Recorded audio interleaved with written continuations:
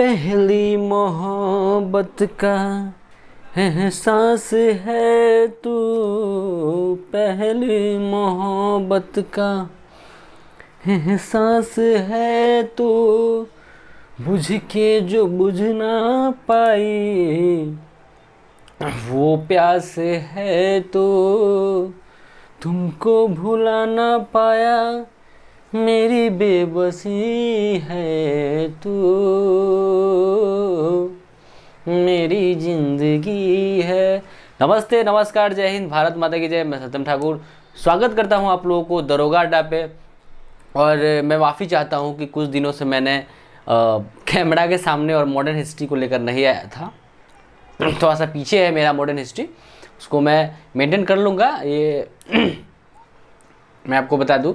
और अब modern history ख़त्म होने के कगार पे है, ख़त्म है। सिर्फ गांधीयन एज बचा हुआ है। गांधी युग के बाद मॉडर्न हिस्ट्री का ख़त्म हो जाएगा, उसके बाद हम फिर से एंशिएंट प्रारंभ करेंगे। ठीक है, तो चलिए।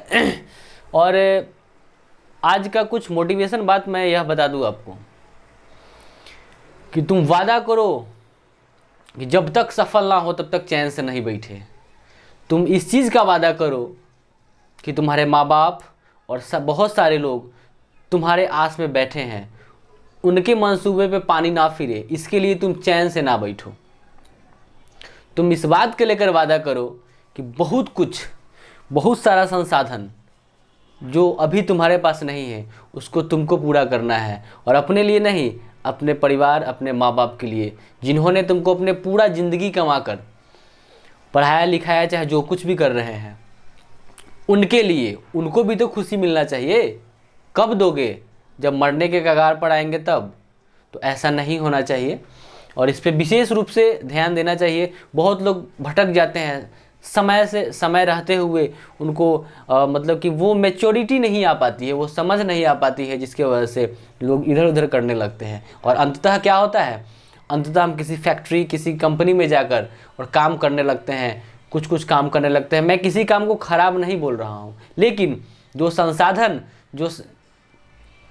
जो सुख सुविधा आपके माँ और पापा ने देखे हैं या फिर आपके परिवार ने देखा है, उसको खोने नहीं दे। इस चीज़ को हमेशा ध्यान रखेंगे, क्योंकि आप किसी फैक्ट्री में काम करके आप उतना धन को नहीं जुटा सकते हैं जितना कि आप किसी अच्छी नौकरी या फिर किसी अच्छे पोस्ट पे जाके कर सकते हैं। अच्छी नौकरी ही पाना नहीं है, पैसा ही नहीं कमाना है, बल्कि समाज में एक अच्छा नाम के लिए आपको कुछ करना पड़ेगा। भले ही बाद में बदनाम हो जाओ वो ठीक है, लेकिन पहले नाम होना चाहिए अपने समाज में, अपने गांव में। बाद में कुछ भी करोगे सब कुछ चलेगा, क्योंकि तुम एक सक्सेसफुल इंसान रहोगे। और जो सक्सेसफुल नहीं है वो पंडित होकर भी मूर्ख है इस ज़माना में और इस कलयुग में। हमने देखा है कि इस ज़माना में गुण का कोई मोल नहीं है। जिसके पास पैसा है वो भकलोल भी है, ढचकल भी है, तो उसको चलेगा। बकलोल भी है, सब कुछ चलेगा। लेकिन अगर आपके पास ज्ञान है, सब कुछ है, लेकिन आपके पास पैसा नहीं है, आपके पास उतना धन नहीं है, आप सक्सेसफुल नहीं हो, तो आपको कोई नहीं पूछेगा। सब कहेगा दूर, अगर इतना ही तुम पंडित बन रहा है तो तुम नौकरी लेकर दिखा दो। यही लोग कहेगा कि तुम जाओ अपना काम करो, तुम पूछेगा ही नहीं आपको लोग। तो इस चीज़ को, बस सब कुछ आपको एक ही चीज़ दिला सकता है, समय और बुक। आपके पास समय होना चाहिए और बुक होना चाहिए। बहुत लोग कहते हैं कि शिक्षा अगर पाना है तो समय और धन लेके निकलो। हम इस चीज़ को नहीं मानते हैं। मैंने आज तक कहीं कोचिंग नहीं किया, सिर्फ अपना मेहनत करके, सेल्फ स्टडी करके, मैंने जो भी आपको दे रहा हूँ वो अपने अकॉर्डिंग सब कुछ देख करके, कैसे चल रहा है दुनिया, कैसे स्टूडेंट काम कर रहे हैं, कैसे टीचर पढ़ाते हैं। तो ऐसा नहीं है कि धन की ज़रूरत है। आप 200 रुपया का मोबाइल रिचार्ज करवाते हैं ना, वो 200 रुपया काफ़ी हो गया आपको। फोनमा से तो बतिएबे कीजिएगा। जोड़े जोड़े आपका है कि जो आपका नेट है उससे आप बहुत ही सोशल मीडिया पे है।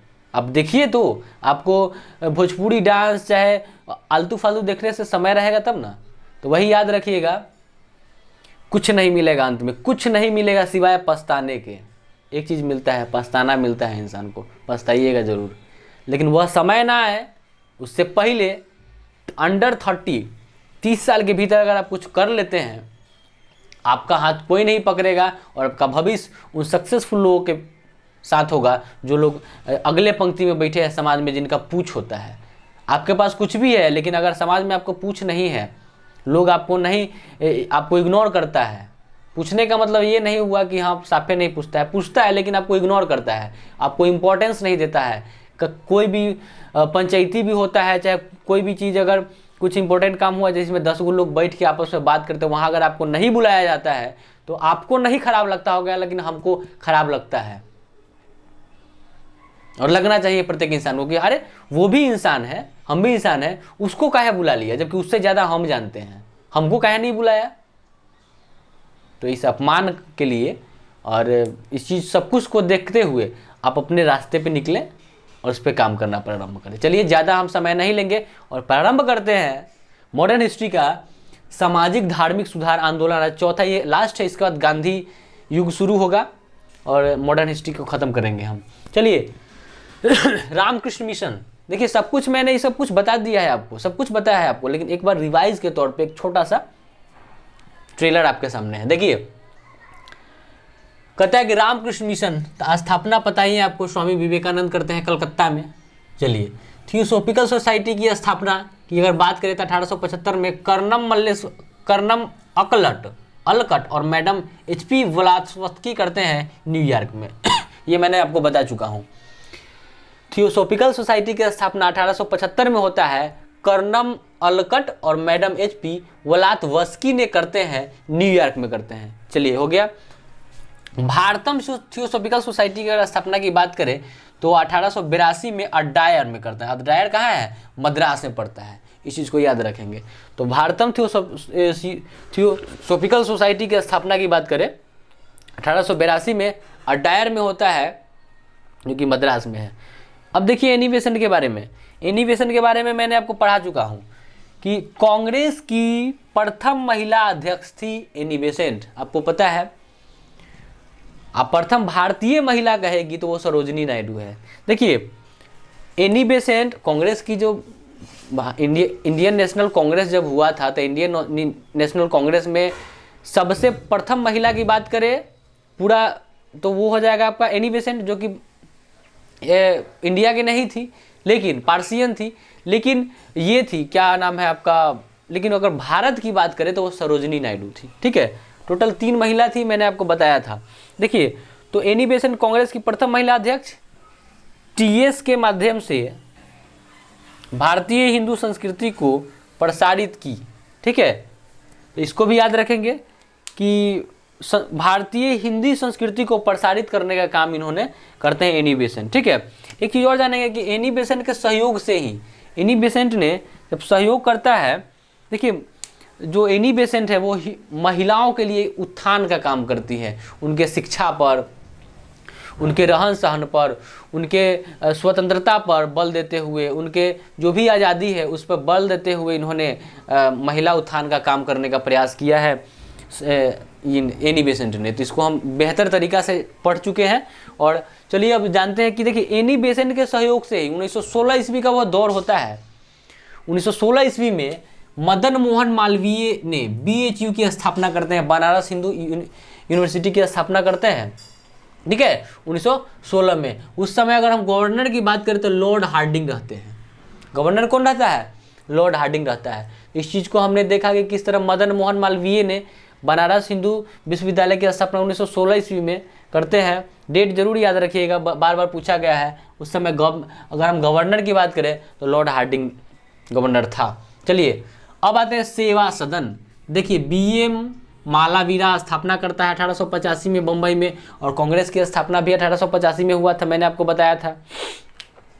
सेवा सदन का स्थापना BM मालावीरा, ठीक है, BM मालावीरा करता है 1885 में करते हैं। और कहाँ करते हैं? तो बम्बई में करते हैं। इस चीज़ को हमेशा देखते चलेंगे। चलिए अब देखिए क्या है कि the servant of Indian society, the servant of Indian society की स्थापना की बात करें तो गोपाल कृष्ण गोखले जी हैं। गोपाल कृष्ण गोखले एकदम याद करवाते चलेंगे। The servant of Indian society की स्थापना गोपाल कृष्ण गोखले करते हैं 1905 ईस्वी में बम्बई में करते हैं। इस चीज़ को याद रखेंगे। ठीक है, और मातृभूमि की स्थापना भी जो है वो गोपाल कृष्ण गोखले के द्वारा किया जाता है। इतना चीज हमने जाना। देखिए अब है शारदा सदन को विधवा आश्रम। शारदा सदन जो था वह क्या था, एक विधवा आश्रम था, और उस विधवा आश्रम को प्रारंभ करने का काम जो है, स्थापित करने का काम, शारदा सदन का करने का काम पंडिता रामाबाई ने 1889 में बम्बई में करते हैं। याद रखिए, देखिए शारदा सदन की कोई विधवा आश्रम कहा जाता है, विधवा आश्रम था। पंडिता रामाबाई 1889 में बम्बई में करती है, इस चीज़ को हमेशा याद रखेंगे। और एक चीज़ और आगे बढ़ेंगे थोड़ा सा, यंग बंगला आंदोलन हेनरी ने करते हैं, हेनरी बिबिलियन, ठीक है, इसका नाम देख लीजिए कितना बड़ा है। यंग बंगला आंदोलन जो है वो हेनरी बेबिलियन डिडिजियो यंग बंगला आंदोलन की जो प्रारंभ करते हैं वो है हेनरी बेबिलियन डिडिजियो, जो एक एंग्लो इंडियन थी, वो जो था वो एक एंग्लो इंडियन थी, ठीक है, इस चीज़ को याद रखेंगे। तो कहाँ की थी, तो वो थी एंग्लो इंडियन, लेकिन कलकत्ता में हिंदू कॉलेज के प्राध्यापक थी, मतलब टीचर थी। और यह भी जान ले कि इन्होंने टीचर होते हुए भी भारत के जो आंदोलन है उसमें निष्क्रिय भूमिका निभाती है, बहुत अच्छा काम करती है उसमें, और बहुत भारत को बहुत ज़्यादा योगदान मिलता है उसमें इनके इस आंदोलन से, यंग बंगला आंदोलन से, ठीक है। अब देखिए नारायण गुरु के बारे में जानते हैं। नारायण गुरु क्या थे, धर्म सुधारक थे, केरल के थे, और केरल से ही धर्म सुधार आंदोलन इन्होंने चलाया था। किसने, नारायण गुरु ने, ठीक है। इन्होंने एक धर्म की बात कहा, एक ईश्वर की बात कहा, माने एक ईश्वरवादी थे इन्होंने, ठीक है। तो नारायण गुरु के बारे में जाने हम, कहाँ के थे, तो केरल के थे, धर्म सुधारक थे। और यह भी जान ले कि एक धर्म, ज़्यादा धर्म की बात नहीं, सिर्फ एक धर्म और एक जाति और एक माने इंसानियत, इस एक ईश्वर की इन्होंने एक ईश्वरवाद का सिद्धांत देते हुए नारायण गुरु जो है उन्होंने अपना वक्तव्य को रखते हैं। चलिए आगे देखते हैं गोपाल हरि देशमुख। देखिए गोपाल हरि देशमुख बहुत बार परीक्षा में पूछा है, बहुत ज़्यादा बार। हम आपको बताते चले कि ये जो सेशन है इसमें आप यह जान ले, BPSC PT, Bihar SI, UPSI, SSC GD, railway, central वाला एसएससी और बिहार वाला एसएससी, बिहार सचिवालय, माने ये आप यूँ समझ लीजिए कि कोनो परीक्षा जिसमें जीके पूछा जाता है और ऑब्जेक्टिव पूछा जाता है, मैं सब्जेक्टिव की बात नहीं कर रहा हूँ, ऑब्जेक्टिव पूछा जाता है, यह वीडियो आपको इतना यूजफुल होगा, इतना आपको फ़ायदा पहुँचाएगा, जब आप इसको देखिएगा, जब परीक्षा में बैठिएगा तब था लगेगा आपको। एक चीज़ और जान लिए कि सिर्फ यही नहीं, मैंने सार संग्रह और विज्ञान मंथन को भी प्रारंभ किया है, उसको भी देखिए। इससे बाहर जीके जीएस आपका कहीं नहीं रहेगा, ये मेरा विश्वास है। नहीं देखिएगा तो फिर आपके देख के बवाइत रहिए जिंदगी भर, बहुत सारा है ऑप्शन है। चलिए, गोपाल हरि देशमुख को लोकहितवादी कहा जाता है।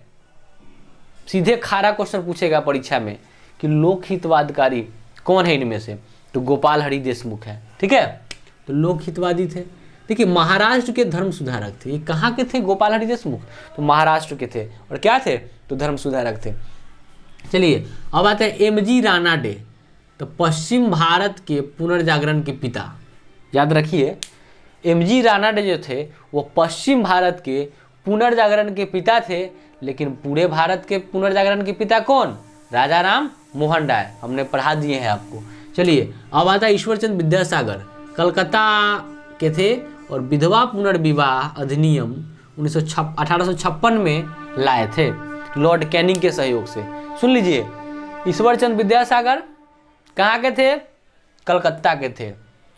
क्या काम किया कि इनका नाम आज हमको पढ़ना पड़ रहा है, तो विधवा पुनर्विवाह अधिनियम लाया 1856 में ईश्वरचंद विद्यासागर ने, और किसके सहयोग से, लॉर्ड कैनिंग के सहयोग से। और लॉर्ड कैनिंग और ईश्वरचंद विद्यासागर दोनों मिलकर और विधवा पुनर्विवाह को, विधवाओं को फिर से शादी करने के लिए प्रोत्साहित किए, और समाज की जो गलत धारणाएं थी उसको ख़त्म करने का प्रयास करते हैं ईश्वरचंद विद्यासागर लॉर्ड कैनिंग की सहायता लेकर, ठीक है।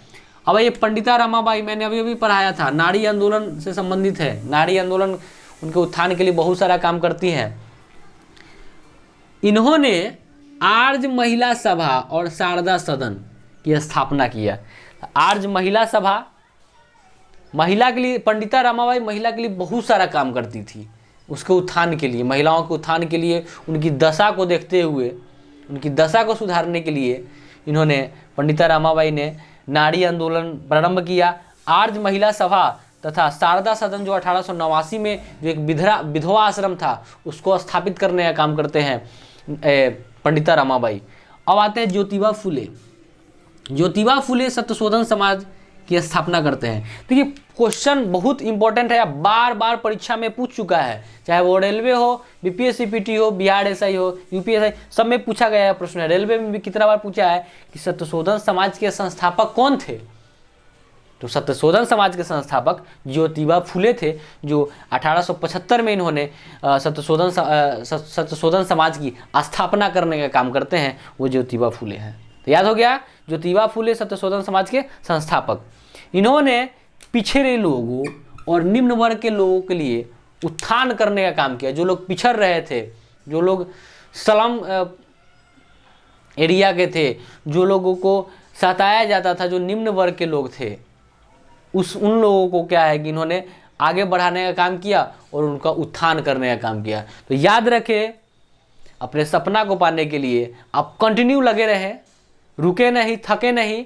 और हमारे कहने से आपको, बहुत लोग हैं जिसको कोई प्रभाव नहीं पड़ता है। हम भी बहुत बड़ा मोटिवेशन वीडियो देखते थे, लेकिन कोई असर नहीं करता था। 2-4 दिन बैटरी चार्ज रहता था और फिर बैटरी लो हो जाता था। अब फिर चार्ज करने के लिए अब कहते थे तो फिर वही सुने, फिर वही चार्जर, तो यही गड़बड़ा जाता था। जब तक आप अपने से अंदर से नहीं झकझोड़िएगा तब तक कुछ नहीं होगा। और याद रखिएगा, जब आपको खोने का टाइम आएगा, जब आप किसी को, कोई भी चीज़, चाहे वह इंसान हो, चाहे वह कुछ भी हो, जब आप खो दोगे ना, उस समय पता चलेगा यह एहसास हमको भी है। तो इसीलिए आपको रुकना नहीं है, कभी भी कंटिन्यूअस लगे रहे। तन के पढ़िए, लेकिन रोज़ पढ़िए। सवेरे उठ के एगो टारगेट बना लीजिए, रोज़ दिन सवेरे उठिए, एगो अँघाले, एगो मुँह पर पानी झोंक के आइए, अँघाले एगो कागज़ पर लिख लीजिए कि आज हमको क्या क्या पढ़ना है, और पूरा दिन पढ़ के दिन भर जाइए, जो करना है कीजिए। 24 घंटा में आपको वो चीज़ को पूरा कर लेना है। इसका टारगेट आपको रोज़ बनाना है। रूटीन एक दिन, पहले 10वां इंटर का परीक्षा नहीं है कि एक के बढ़िया बना दिए, रूटीन लिख दिए, लड़का रोज़ देख रहा है, आज ही है, आजू है, आप पढ़ना ही। आपको रोज़ रूटीन बनाना है, रोज़ पढ़ना है, तभी आप सक्सेस होइएगा, ऐसा हम मानते हैं। और पढ़ने का तरीका मैंने आपको बता दिए हैं कि किस तरह से पढ़ना है। हमने बताया है कि अगर आप कोई चीज़ पढ़ते हैं, कोई टॉपिक जीके जीएस, भूल जाते हैं, इंग्लिश का वर्ड याद करते हैं, वोकैबुलरी पढ़ते हैं, अगर हम ग्रामर पढ़ते हैं, कॉमन एज, कुछ भी जो नियम है इंग्लिश का पढ़ते हैं, भूल जाते हैं, मैथमेटिक्स पढ़ते हैं तो भूल जाते हैं। किसी भी चीज़ के लिए अगर आप 3 बार पढ़िए ना, उसको सिर्फ 3 बार पढ़ते चल जाइए, रटना नहीं है, आपको मज़ा भी आएगा, क्वेश्चन भी याद हो जाएगा। चलिए, धन्यवाद, नमस्कार।